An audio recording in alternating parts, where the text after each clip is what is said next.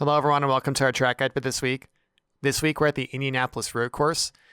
This is the 2008 to 2013 version, so it's not quite the modern version, although it's essentially almost the same track with a few differences. But we'll go ahead and take an onboard lap here in qualifying trim to give you an idea what this layout is like. Heading the opposite direction of the oval, we head towards turn 1. Turn 1's a heavy braking zone. Turning in, we let off the brakes and let the car kind of coast through. And then past apex, we power down as soon as we can. For turn 4, braking early, guiding the car through the corner, and then throttle application as soon as we can here as well. Through the quick right-hander, we head towards turn 6.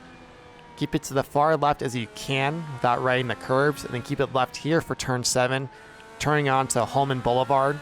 It can be very aggressive on the corner exit there. Generally, if you keep 2 tires on the racing surface, you won't get a slowdown, but otherwise you will. Through turn 8, it's a sweeping left-hander in second gear, followed by turn 9 in first gear. Turn 10, making sure we use all the curb, and then heading through turn 11, we want a really good launch because this puts us onto the oval section. Effectively, it's a 1.5 miles straightaway for the most part, and it can really make or break your lap. And on our key run here, what we're going to do is take a different line. We're going to take the shortest route to the start-finish line to gain just a couple hundredths, if that. And that's our basic line for Indy Road, although we'll take a look at some of the finer points in some of our quick tips.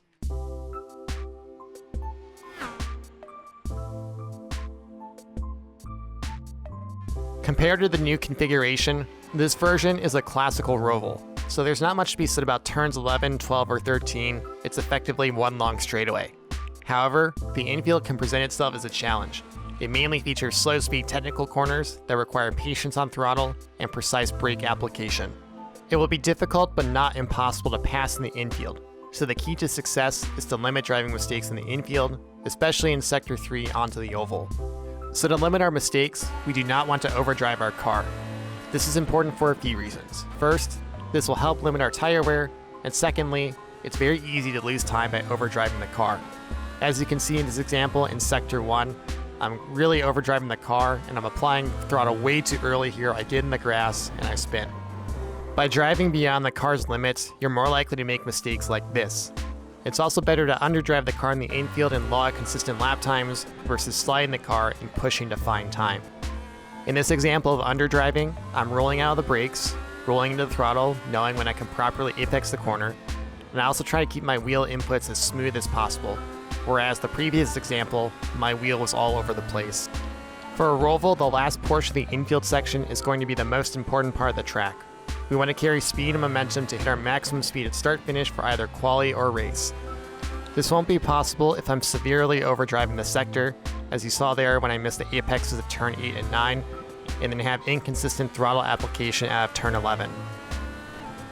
So instead, I back up my braking zone just slightly to let the car roll through the corners. I use the curbs as needed, and I focus my attention on hitting apexes, especially for turn 11 up here. A good launch off of turn 11 is going to be vital for your lap time, as well as a good passing opportunity for turn 1. This run from turn 11 back to turn 1 is full throttle, and you'll be able to slipstream any of the cars in front of you. Factors such as gearing and levels of downforce will also come into play here. This is where you will also use push to pass almost exclusively. You have 10 push to pass uses during the race, and you may need to adjust 6th gear to accommodate the extra increase in turbo boost. Otherwise, you may run out of gear, and you could be a sitting duck for others to pass you if they are geared properly. And that's our basic track guide for Indy Road.